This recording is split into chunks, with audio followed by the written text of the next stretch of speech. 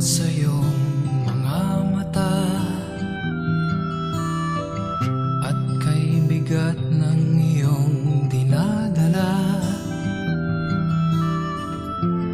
Kahit di mo man sabihin